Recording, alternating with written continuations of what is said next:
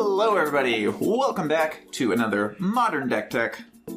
Today we have a Crashing Footfalls deck, a 4-color one, so 4-color Rhinos, I've seen this sometimes called. This is about 8% of the metagame at the moment, so... Pretty popular for... Yeah.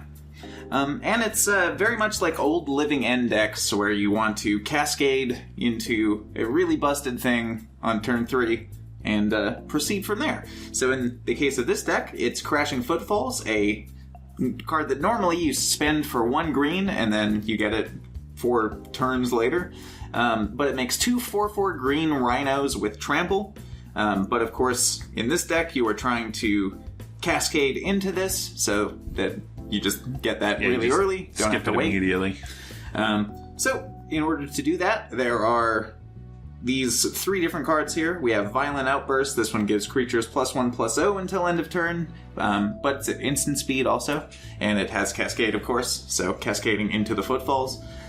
This one's fun because the Footfalls resolves first, and then the Violent Outburst resolves. So technically, for the turn that you cast them, you have 2 5/4s instead of 2 4/4s. For blocking, yeah. For blocking, yeah. I don't know how often that would matter, but it might. Yeah, so. You never know.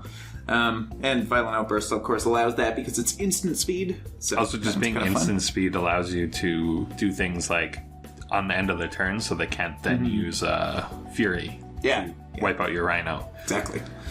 Yeah, and then we have Shardless Agent, so a 2/2 Cascade. Pretty straightforward.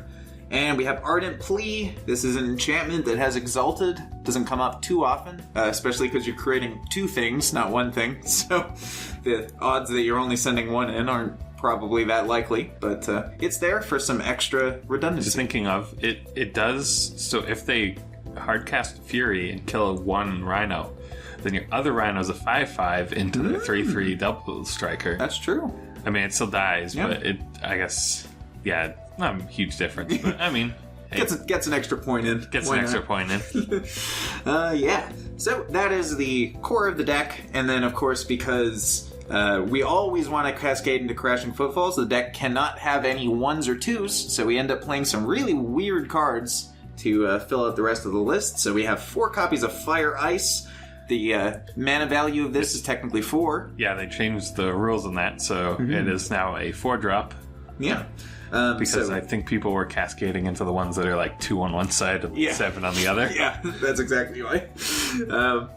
So Fire Ice, on the fire side, you can deal 2 damage divided as you choose among 1 or 2 target creatures and or players.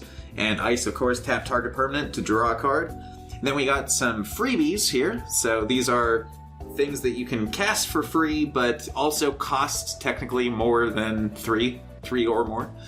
So we have 4 copies of Force of Negation. If it's your opponent's turn, you can essentially treat this as a Force of Will for non-creature spells.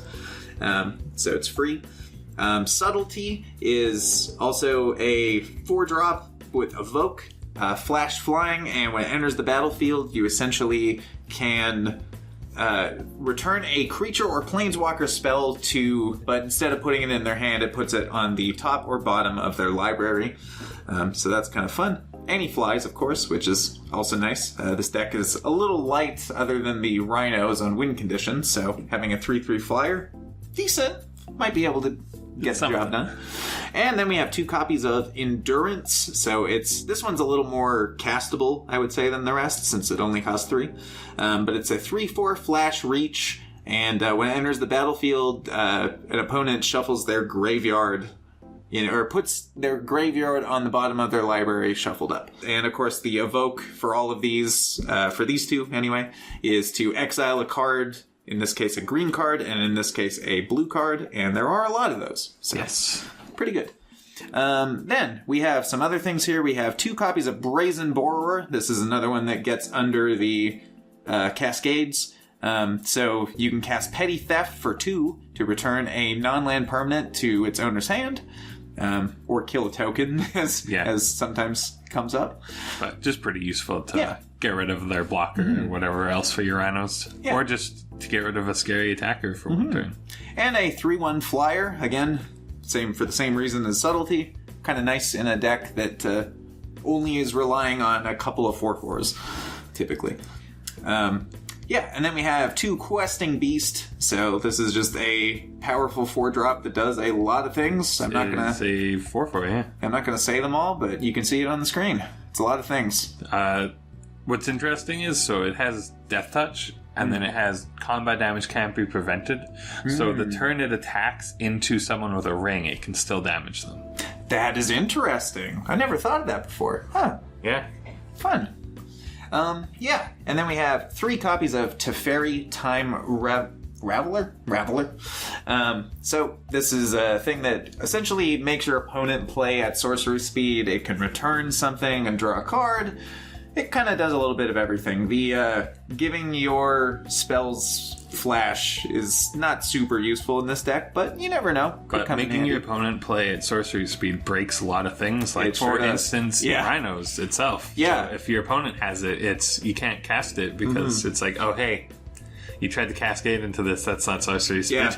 And even if you had it suspended, because of when suspend happens, it's not sorcery speed. Oh, yeah. So cast that on your upkeep. Yeah. Sorry, that's not sorcery speed. It feels bad to have suspend things about to go off and do a Teferi. And it also ruins the Grief Fury return combo, because you can't cast your spell to make it stick. Yeah, so you only get one go at it. It does have quite a lot of utility in the moment in Modern. Yeah, very good card. I hate playing against it personally. Then we have a bunch of things that aren't normally in this deck, but we were missing some of the key cards, particularly the Lorien Revealed, I believe it's called, the one that fetches a island and then you can pay 5 to draw 3. We don't have any of those at the moment, so putting in some other fun cards to fill those slots. So we have 2 copies of the One Ring. It's the One Ring. That's all there is. I shouldn't have to say anything about it. It's the One Ring. But we have 2 of them. And then 1 copy of Electrolyze. This one's in Japanese, but so you can't really see it. But Electrolyze deals 2 damage divided between any 2 targets and draw a card. So it's basically fire plus ice in 1 card. Instant speed. Just stealing the card draw off the tap, but yeah. Yeah. Extra little removal. Costs 3, so you can't Cascade into it and draws you a card. And then 1 copy of the Wandering Emperor. This is just in here for fun. It makes Samurai, it pumps things, or it can exile something, but it's a Planeswalker that has Flash, which is kind of unique, and you can use its abilities the turn you flash it into play. So if you play this on your opponent's turn, you can basically just have it as like a 4-mana exile target tap creature, and you gain 2 life. Yeah, which is decent. Or, you can make a 2/2 if they're just attacking with smaller things. Yeah, or pump your Rhino even. Yeah. If you want that kind of a thing. So, decent card. Just thought I'd throw it in here as a fun of, because we have it. And then the mana base is a little bit confusing. Lot of one-ofs here because we have 4 colors. So I'm just going to start at the top here. We have basically one of each of the relevant... Dual lands. So we have a Hallowed Fountain, Stomping Ground, Temple Garden, Breeding Pool, Steam Vents. Then we have 2 Ketria Triomes. So this is the Teamer one. Yes, you have 3 main colors. So makes no sense. Red's kind of a splash because it's only these 2 cards, but still good. And of course, cycling. This deck does run a lot of lands. So if you have a bunch already, because you only ever really need 4, then you can, of course, cycle those away. Then we have a Boseiju who endures. This is just some extra little removal as an option. We have a Gemstone Caverns in case we are on the draw. It lets us get to 3 pretty fast. It's a fun little inclusion. We got it. Yeah. And then down here we have some fetch lands. We have 3 Wooded Foothills, 4 Misty Rainforests. Then we have 4 copies of City of Brass. I'm not sure if this is the best card to necessarily have here, but because this deck has so many different colors, it's actually kind of useful to have a land that can tap for any color. I don't know if City of Brass is the best one of the 5 color lands to put in here, but it's the one I chose. And then we have 2 islands and a forest to round out the deck. That is Footfalls.